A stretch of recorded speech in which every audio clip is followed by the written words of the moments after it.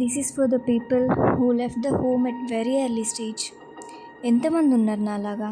Like ఇంట్లో కంటే ఎక్కువ హాస్టల్స్లోనే లైఫ్ లీడ్ చేసి అండ్ స్టిల్ చేస్తూ. సో 5th స్టాండర్డ్ నుండి హాస్టల్ లైఫ్ స్టార్ట్. పొద్దున్నే లేమని చెప్పడానికి అమ్మ నాన్న ఉండరు. ఎవరో పీటీలు లేదా వార్డెన్స్ వచ్చి అరుచుకుంటూ లేపడం తప్ప.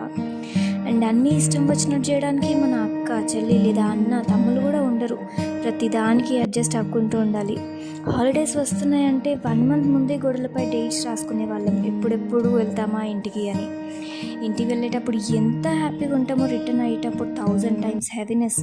అలా ఇంటికి వెళ్ళాక ఒకవేళ టైం స్పెండ్ చేసే మన అమ్మ నాన్న వాళ్ళ పనుల్లో బిజీ ఉంటే ఇంకా no need to explain that feeling.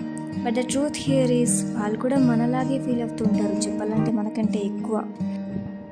ఇన్ని రోజుల తర్వాత ఇంటికి వస్తే కనీసం వాళ్ళతో స్పెండ్ చేయలేకపోతున్నా అని. కానీ అలాంటి సిచ్యువేషన్స్లో వాళ్ళు మాత్రం ఏం చేస్తారు? డేస్ గడవాలంటే they have to go like that.